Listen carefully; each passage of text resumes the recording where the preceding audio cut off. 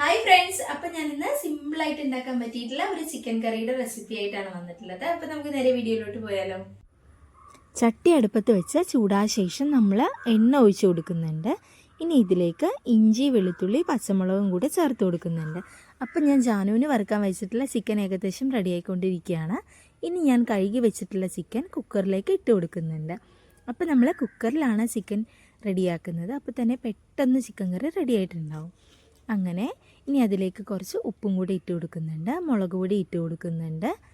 ഇനി ഞാൻ ഇതിലേക്ക് കുറച്ച് പെരിഞ്ജീരകമാണ് ഇട്ട് കൊടുക്കുന്നത്. അത് ആവശ്യത്തിന് വേണമെങ്കിൽ ഇട്ടാൽ മതി.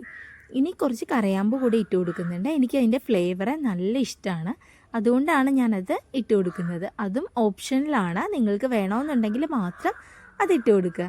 ഇനി ഞാൻ കുറച്ച് കുരുമുളക് ചതച്ച് വെച്ചിട്ടുണ്ട്, അതും ആവശ്യത്തിന് ഇട്ട് കൊടുക്കുന്നുണ്ട്. നിങ്ങൾ എത്രയാണോ ചിക്കൻ എടുക്കുന്നത് അതനുസരിച്ചിട്ട് വേണം സാധനങ്ങൾ ചേർത്ത് കൊടുക്കാനായിട്ട്. ഇപ്പം നമ്മുടെ സവാള നന്നായിട്ട് വഴന്ന് വന്നിട്ടുണ്ട്. അതുപോലെ തന്നെ ചിക്കൻ ഫ്രൈയും ഏകദേശം സെറ്റായിട്ടുണ്ട് കേട്ടോ. ഇനി ഞാൻ ഇതിലേക്ക് ഒരു തക്കാളി അരിഞ്ഞ് വെച്ചിട്ടുണ്ട്, അത് ചേർത്ത് കൊടുക്കുന്നുണ്ട്. ഇനി ഇതിൻ്റെ പച്ചമണമൊക്കെ മാറുന്നവരെ നല്ല രീതിയിലൊന്ന് ഇളക്കി കൊടുക്കുന്നുണ്ട്.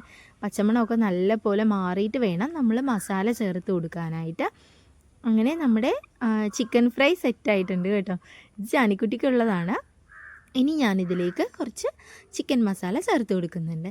ചിക്കൻ എൻ്റെ കയ്യിൽ കുറച്ചേ ഉള്ളൂ, അപ്പോൾ അനുസരിച്ചിട്ടുള്ള ചിക്കൻ മസാലയാണ് ഞാൻ ചേർത്ത് കൊടുക്കുന്നത്.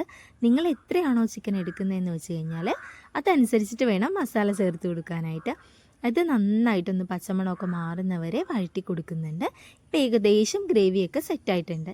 ഇനി ഞാൻ കുക്കറിൽ റെഡിയാക്കി വെച്ചിട്ടുള്ള ചിക്കനിലേക്ക് ഈ ഗ്രേവി കൂടെ ഇട്ട് കൊടുക്കുന്നുണ്ട്. നമ്മൾ കുക്കർ ചിക്കനാണ് കേട്ടോ വയ്ക്കുന്നത്. ഒരു വിസിൽ വരുമ്പോഴത്തേക്കും നമ്മുടെ ചിക്കൻ കറി ഏകദേശം റെഡി ആയിട്ടുണ്ടാവും.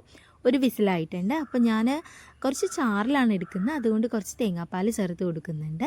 ഇനി ഇത് നല്ലപോലെ ഇളക്കി കൂട്ടി വെക്കുന്നുണ്ട്. ഇനി ഒന്ന് തിളച്ച് കഴിയുമ്പോഴത്തേക്കും കുറച്ച് മല്ലിയിലയും കൂടി ഇട്ട് കഴിഞ്ഞാൽ ചിക്കൻ കറി സെറ്റായിട്ടുണ്ടാവും. അപ്പോൾ ഇത്രയേ ഉള്ളൂ.